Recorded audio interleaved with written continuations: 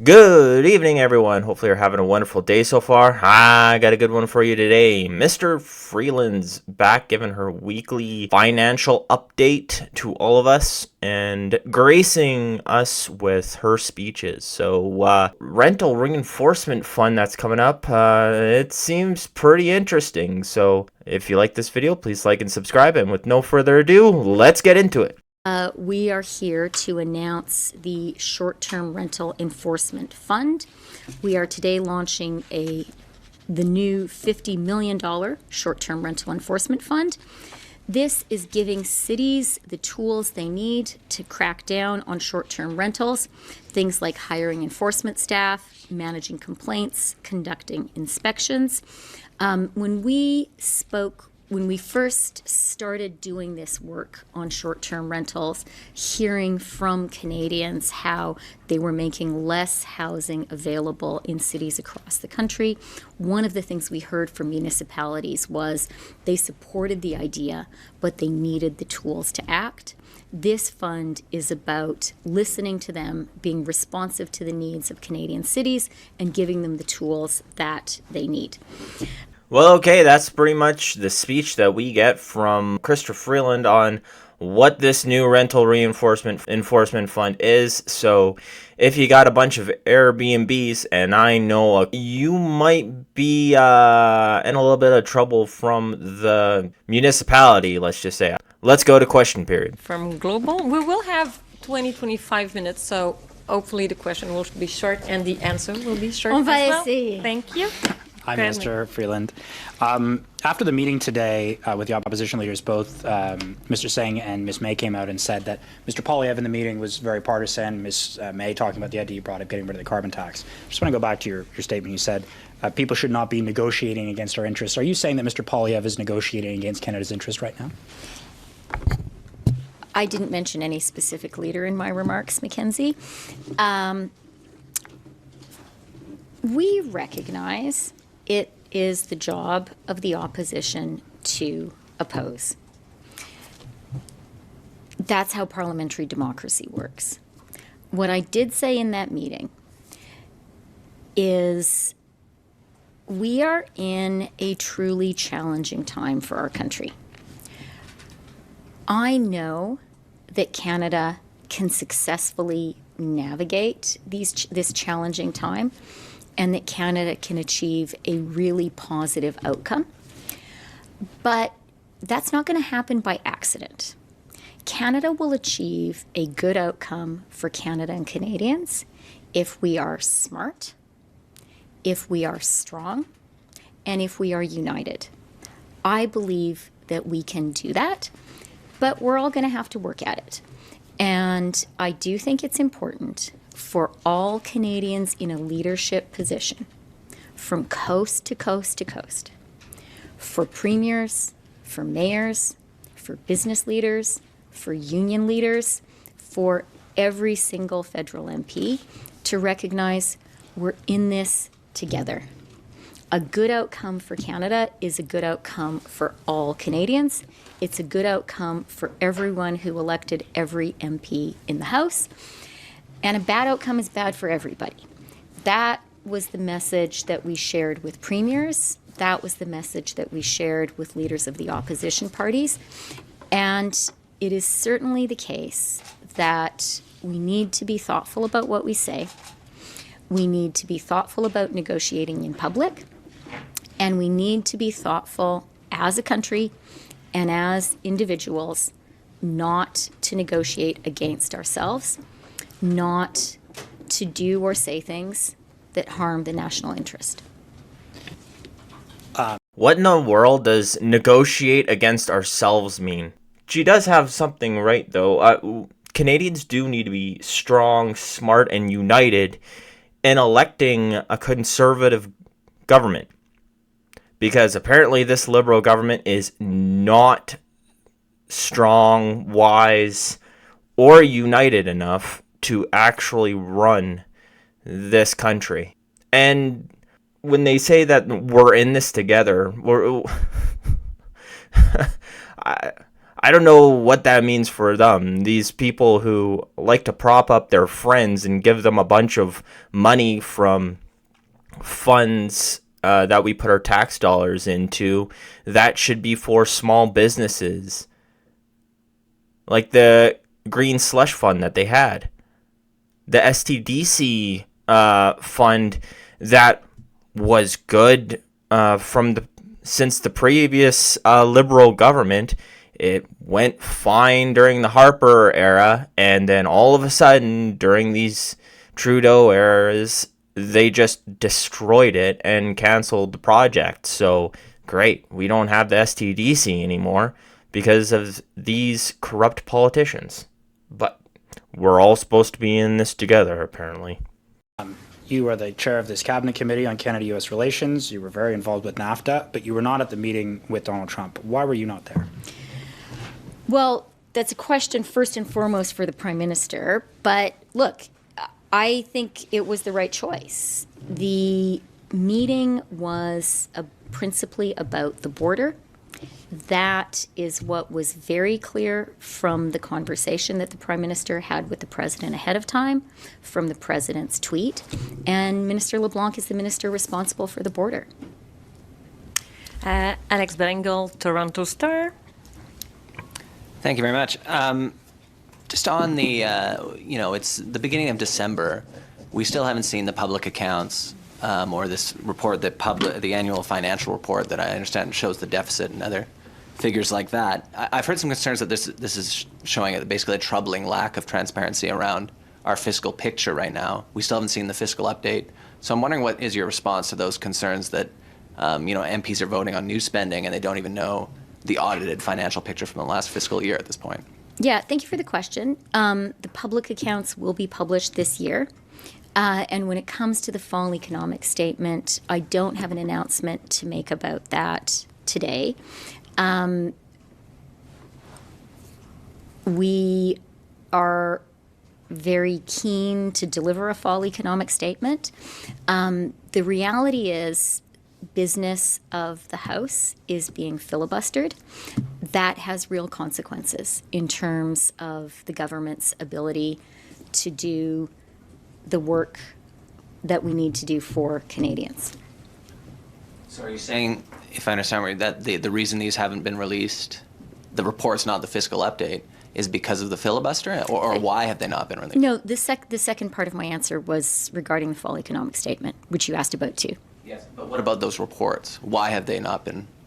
They're always, or usually, as I understand it, by now they're both published. So why haven't they been this year? They'll be published this year. Hélène Buzetti, les coop de Yeah, it's the winter. So you're a little bit late on that. So you're not doing your job, Chrystia Freeland. I know you're pretty much incompetent, but this is showing your incompetence. But let's blame the Conservatives that they're halting Parliament because you won't release the evidence that the RCMP is asking for the STDC scandal. And Parliament's been seized for, 2 months already? How can our government even function? Well, it's not. Hi.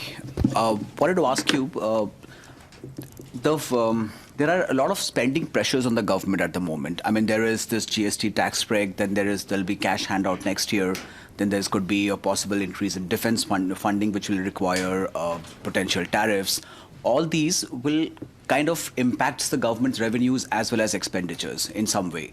Do you think that these actually can force the government to compromise or breach the fiscal anchors this year and the subsequent years? We will provide clarity on that with the fall economic statement, which we are very keen and intent on delivering. As I said, there is a Conservative filibuster of the House that does create challenges when it comes to moving forward with formal House business. And the only thing I'll add is Canada does have a strong fiscal position. We have the lowest debt and the lowest deficit in the G7. In terms I just want to remind people why they can say they have the lowest debt is because they use the Canadian pension plan when talking about Canadians' debt, and they can use that to get loans. So that's how the Canada government can say that they don't have a lot of debt, which is ridiculous because they can't access the Canadian pension plan. of the GST tax break, which goes out from your revenue basket, as well as in terms of the cash handout that goes out next year, most probably, how are you actually planning to fund these? I mean, where is the money coming from for these things? Again, we'll present a full fiscal picture when we present the fall economic statement. No June, the Canadian Press. Hi, Minister. Do you have a sense from credit rating agencies on whether Canada risks being downgraded if it does blow through the fiscal guardrails that it promised last year? Again, that's a question for ratings agencies. We do take Canada's fiscal position seriously. Fiscal sustainability is really important to our government. Canada has had the fastest pace of fiscal consolidation in the G7, and we currently have the lowest debt to GDP ratio and the lowest deficit in the G7. Those are real strengths, as is the fact that Canada is on track to achieve a soft landing from the COVID recession and the global inflation that followed and the high interest rates that followed that. The NDP aren't supporting the $250 rebates unless they're expanded to include people with disabilities, seniors. Do you plan on doing that? We put forward two measures, and we are a minority in Parliament. That means we can only move forward with measures that receive support from other parties. The GST rebate has received support, and we are moving ahead with that. That will be available to Canadians. The other measure has not so far found support from other parties. That's the reality of our position in a minority. So are you going to change it in response? The measure that we put forward has not found support from other parties. We are in conversation, very energetically with opposition parties. Okay, so literally she just repeated what the questioner asked, just in longer form. She didn't answer it. She just repeated the question. Jack, Ill Times. Hi. The filibuster has been paused for an upcoming vote on supply. Is your government planning to pause the filibuster even more for a fall economic statement and public accounts? We're not the ones who decide whether to pause the filibuster or not. Okay. What would these proposed Trump tariffs do to your budget's bottom line? There are so many hypotheticals embedded in that question. What I'll say is this. I think it's an important question, and it's an important question for Canada and Canadians. The reality is this is a challenging moment for our country. We can not only get through this, but find real opportunities for our country. But that won't happen by accident. We're going to have to work really hard. We're going to have to be really smart. We're going to have to be really strong. We're going to have to be really united. That is what we are working really, really hard to achieve. And the only thing I'll add is it is certainly true that Canada economically depends on the United States. It's also true that the United States economically depends on us. And that is important for everyone to remember. It is really important to bear in mind that Canada is the largest export market for the United States by far. We are larger than China Japan, the UK, and France combined when it comes to being a market for U.S. exports, and that gives us real strength. But you should know that Trump is an American first president, and he's shown to not care that Canada is a massive exporter to the United States. And you saw that with the tariff on softwood lumber. So thank you for what you did with the aluminum tariff. That was pretty good. And with vehicles. But this is his final 4 years. This is Trump's final 4 years. Do you not think he's going to go super, super, super hard on tariffs on everyone? So Build American will increase, because that's what he ran on, is made in America, not made in Canada. You guys have no plan for that, and there's our issue right there. Just on the fall economic statement, for many years the previous government did not introduce it in the House of Commons. There's no requirement that it be introduced in the House of Commons. So are you considering alternate locations, and if not, why not? It's a very good question.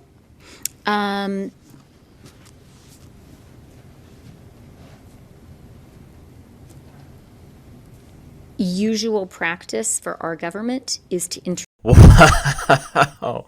I don't know what happened there, but yeah, she got stumped. introduce the fall economic statement in the House of Commons. That's where the work of Parliament is done. That's where the government appropriately makes its major announcements, and that's where it should be done. As you all know, the work of government, the work of Parliament, has been filibustered for many weeks now. And that is something that I think is a question that should be asked of the Conservatives.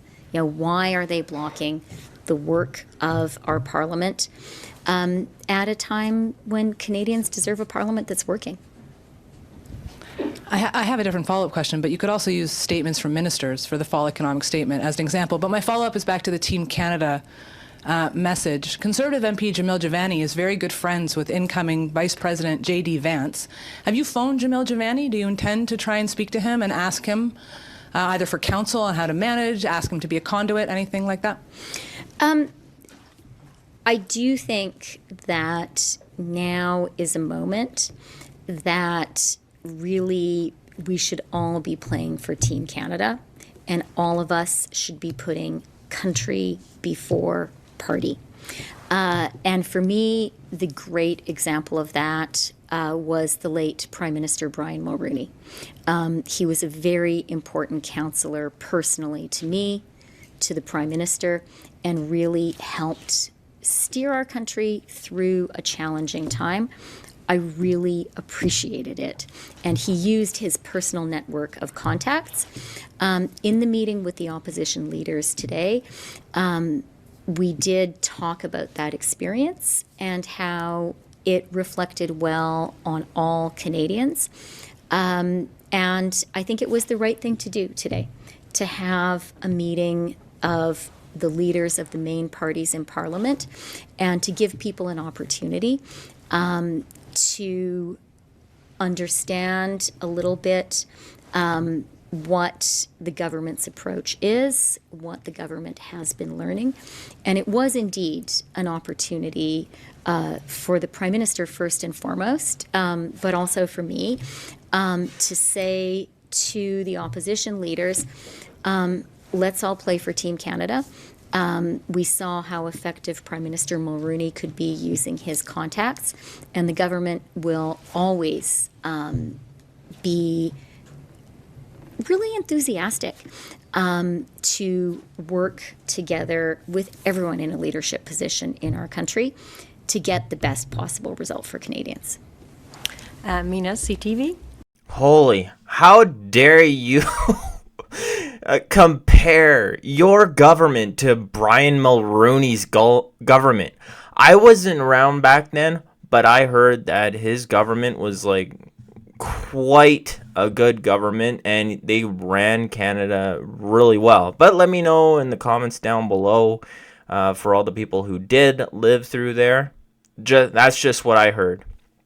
And we're hitting the 25-minute mark, so I'll just reach my conclusion here and leave you be. So, Chrystia Freeland, I think she hopes that everybody forgets why the house is seized.